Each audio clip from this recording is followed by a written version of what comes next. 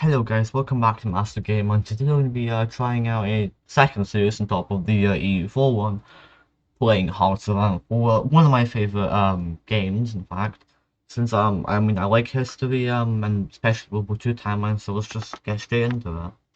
Alright guys, so we're going to be probably playing as today. Let's have a look. Who do I like? Let's go for someone. I think Germany, since it's a nice beginner country and well, mm, yeah, let's go for Germany today, guys. So let's just hop into it for the second time. Alright, guys, so we're here as Germany in a situation in 1st January 1936, where Germany is going to be preparing to attack the Polish and start World War II. So before we do that, we've also got to do the path. But we could technically, yes, go down the Kaiser path, but today we're going to be doing a normal Germany series.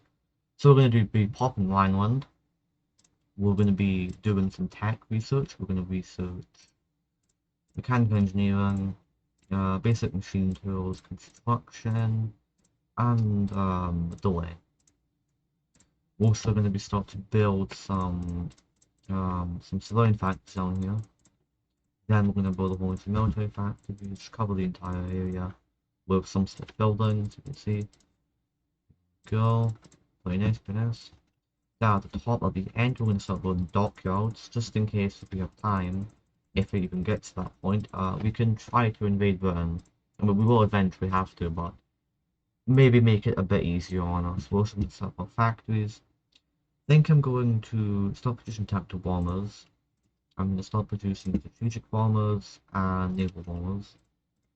Then, just so I can bomb the British and French, stuff like that. Because mostly the British, because of Navy and, just to bomb the infrastructure to make it a bit easier. Set up here, like that. We can get 2 on each. Make sure at least everything has 2, and then we're going to put the 2 extra. We're on fires. We need to produce a lot of them. We're also going to get some rubber coming in here. I've got divisions, we've got 3 dockyards. Make sure we assign all of our dockyards to repair. We're going to produce convoy. We're going to produce every type, actually. Yeah, we're going to produce every type of ship. One of everything, at least. There we go. There's a little bit of extra convoys. And we're going to make sure we attach them all to our fleet, our main fleet. So they all basically build on the fleet is what I'm doing, to make sure they all build on the fleet. Done.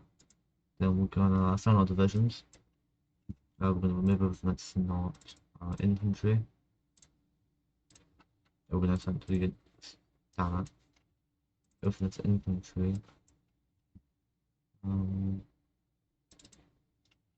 Infantry go there. Everything else go there. We want tanks. Get Eric Cromwell on that one. Get Veto von Block. General. We're gonna go well actually a Marshal, Field Marshal. Georg von Rosteden. I'm gonna butcher every single name in this game, so we don't expect to get them right. And we're gonna set them up a front line against Poland. Since I mean, who else are we gonna be invading first anyway? Also gonna fix up the little navy over here. Turn the speed up, and pause for a bit. Get the navy set up, and there we go, we got everything set up. Sorry if that was a bit quick, guys. It's just I wanted to speed run the setting process, since it's, there's not much exciting really to watch about that. So also gonna start just playing in Poland, if we can. Because I know I go to war with Poland very early today. Since I don't like going to war with Poland late, since the allies are very annoying. And we're going to want to probably drill units a little bit, since we do need some army XP to improve the divisions and to start up one of my little secrets. I mean, it's not my secret, but it's a cool little tactic I have got from someone on YouTube I saw that seems to work out pretty well, so I'm really going to try this game. So you wait for army experience to tick up a wee bit, and so it will take a while for it to tick up. Good few days, good few weeks. Almost on Rhineland. And we also have historical mode on regular mode and no rules, just base game rules. So basically nothing's changed, except obviously one Iron Man mode as well. All that good stuff. No mods, nothing. It's a purely vanilla game. Nothing changed. No wine was done. We get also a bunch of army experience, which is nice. We're gonna bump up to extensive conscription just to make sure we have a very good amount of manpower. We can't do Onschloss, can't say any of these words. I'm gonna butcher everything I probably ever say in this series. It's like suck at saying names. Onschloss. Nah, I'm not even gonna try. We're gonna go for the 4-year plan since we're gonna be obviously recruiting divisions until then, so we can do it. The unit of Austria. We're actually gonna make something called I like to call it tiny, which we put 1 infantry. You produce them, and then when you produce them, you change them to it. Yeah, they might start off in a worse rank. We can easily drill them and just use them in battle. So we're gonna probably want 3 divisions of infantry. I would say it's pretty good.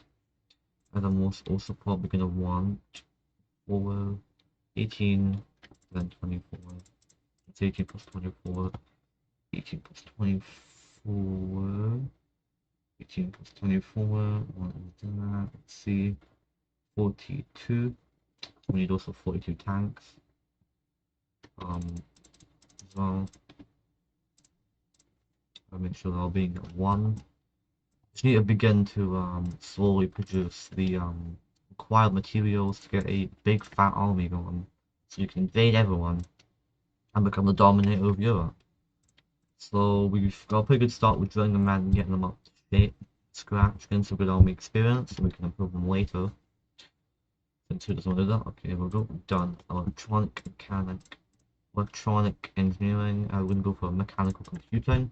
So we rushed down that path, we can get a good amount of research speed, which will obviously improve our entire country by quite a lot. This event, the Gateway to Europe, I'm not sure what is actually. I'm pretty sure what it does is the Dutch can do a decision to join either Germany or Britain, even as it's historical, so they're probably going to join Britain, or stay neutral. So, just I'm not going to really bother with this event. But what I will bother with is improved working conditions. Yeah, for 180 days we do get more consumer goods, and factory output is weakened, but after that, stability will go up, which will mean more and just overall a long-term benefit. So we've got some airplanes here we're going to set up. Here we go, set them up. Find them all up, do that just so I can set them up to where I want them to be, preferably. We're going to set up the fighters here, along with the Corsair support. And also we're going to get any strategic bombers we have on the field.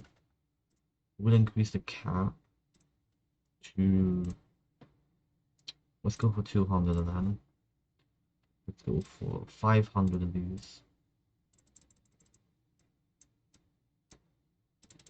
500 of these and 1,000 fighters. There we go, 1,000 fighters. This would be obviously ideal. Get them all on normal just in case they can heal up if we need to. And just obviously keep waiting for the troops to be trained and the tech to be finished. And what I like to do, guys, is I always go dispersed because yes, the 5% bonus is amazing, but it doesn't really outweigh the array of different bonuses you gain from this, like harder to bomb conversion is quicker to other stuff if you need to quickly get some factories. Yeah, production base it starts up higher, which is useful for speeding up production. It's just overall, in my opinion, much better than what I used to go Crunch Chip, because I like the Spurs now because bonuses are just more worthwhile. Training up some divisions. Yeah, we haven't quite got the equipment for these bottom ones down here. That's okay. We've got the manpower because obviously we have a lot of manpower as Germany. We're also gonna go for probably this for the infrastructure speed, because I do want to float but as fast as I can and use a bonus on it to build much civs and then speed and everything else. That's fine, I don't really care. Let's get a good guys. Let's go for the captain of the industry because he'll get you some nice bonuses too. reducing industry-related stuff like civs, railroads, or infrastructure, and refineries, which are all very useful to me. Especially when we stop drugs, since it does waste a lot of resources that I do kind of need to do anything with. So if I'm talking a bit fast, I do kind of see that I am, or hear that I'm talking a bit fast. I'll try to slow down, since I do kind of hear that, so, you know, I don't want to overwhelm you guys with me talking fast, since I do that quite a lot. I'm also going to rush construction too, because that building speed is very, very nice. We hope to see a lot of buildings and factories in Germany, don't we? For the fatherland. That's how you would, I guess, put it. We should kind of just a waiting game now until we can get the troops up, like these guys down here. They're actually almost trained on actually, so we're gonna put them down. We're gonna put the infantry here. So we're gonna put the tanks here. We're gonna select 18 tanks. There we go, 2 more tanks. Down here, turn these into tanks. Mark them here. Split in half, turn them to proper infantry, down here. Turn these into proper infantry and put them here. I'll go to the army group. Infantry, give them a infantry-ish leader. Head. Another infantry. Give them a tank leader. We're gonna give it to him. We want to make them do front line. Actually, so we can encircle Poland. What I'm gonna do with my tanks, I'm gonna have give them a front line of the way. Let me cancel these ones quickly. Just so I can obviously have an idea what I'm doing. Also, the infantry will be able to plug gaps and push forward for weak spots. And tanks. Okay, we're gonna put tanks here. Wait. I would either take that away and edit this one. So the tanks sit here. And we'll see a them front line. Edit the front line. So it goes up to right here. There we go. We'll let everyone move into position first. There we go. I'm also going to do the on-toki for the increased building speed for factories. Navy are doing pretty well. I'm going to probably want to drill the navies, since most of it's pretty bad quality, or it's not very trained. Get them drilling. Then we're going to rubber's fine. We're going to get some oil, because we've always got quite a bit of low oil, which is not what we want to see. Still losing that, but losing that. Let's import a bit more oil then. Just to make sure I'm still making fuel, you know, so I can still stockpile fuel. So what the tanks are going to do, these tanks, for example, where are they? Right up here. They're going to go around and be here, doing the push through like that, encircle this area, and then these tanks down here. Why are they like that? They should be in one area. I see why. These tanks are gonna. Well, these tanks, right? One up here, I'm saying it again. They're gonna do that, like that, right? And then these tanks are gonna do that. Gets 2 encirclements, hopefully, if it all goes well. Tanks are obviously gonna have a spearhead, so they can move as fast as possible. And then these tanks are gonna have a spearhead up to here. If you get a big encirclement, hopefully is the goal at least. These infantry will take the support, and then we can easily just take out the force if it works how it should, hopefully. Obviously, we can never expect it because it's AI, so we got guess. We get it right. We also need a lot of equipment, which is gonna be a problem. Manpower ain't gonna be a problem at all, because, well, one, the army's taking all what we need, and we have extensive conscription, which is very good for manpower. So we're gonna have basically, still obviously increasing it, as you can see, by an extra one. So we have a lot of manpower by the end of it. So yeah, actually I think I'm going to end the video today, guys. Right now, just a bit early, because this is gonna be obviously part 1. get you introduced to the series, I guess. I'm not sure why, but you know. So I'll see you next video, guys, and bye.